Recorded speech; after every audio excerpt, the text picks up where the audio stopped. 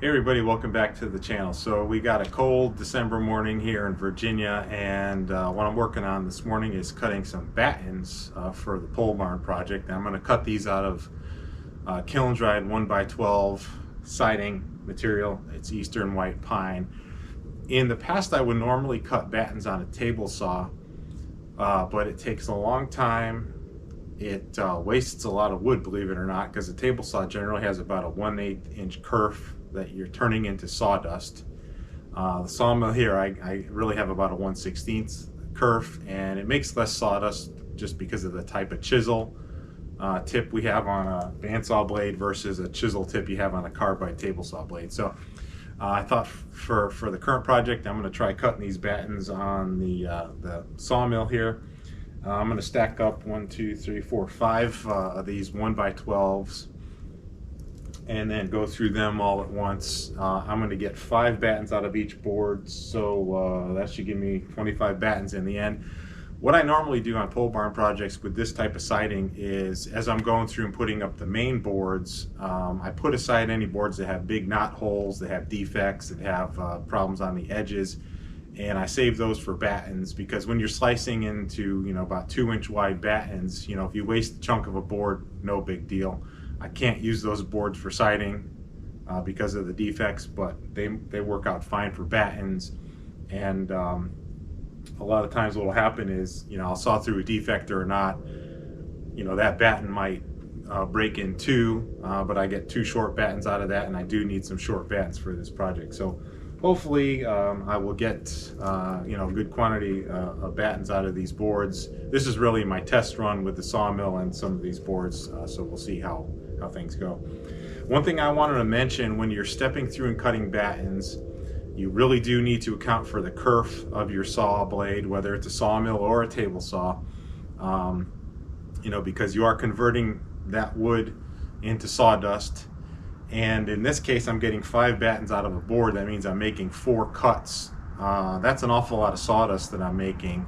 And if you don't properly account for kerf, what you're going to find is that in this case, I would get 4 roughly uniform battens, and then the 5th one's going to either come out too fat or too skinny. If the battens were only off from each other by 1/16 or 1/8, no one's ever going to notice that. But when you're cutting 5 out of a board and you carry some error by not accounting for kerf, that error is going to stack up, and like I said, you'll get to your last batten, what's left when you've made your final cut, and that one's going to be off potentially by, in this case, as much as a 1/4 inch or 5/16 of an inch. So kerf is important here, not so much for precision, but just so we come out with evenly sized battens and we don't get a batten at the end that's too big or too small. So I think that's all I'm going to talk about. One last thing I want to mention: I do have a spreadsheet I use to help me work out how many battens I'm going to get out of a board based on the width of the board, the kerf of the blade, and other factors like that. I will put a link to that spreadsheet down below in the video, and you can download that, and hopefully that'll help you see how the math works out. In this case, what I did, just to make sure the spreadsheet made sense, was I went through and marked on the edge of one of the boards where the cuts are going to be, where my kerf is going to be. That's the wood that gets converted into sawdust. Just to sanity check the spreadsheet, make sure it works correctly, and it did. It came out right.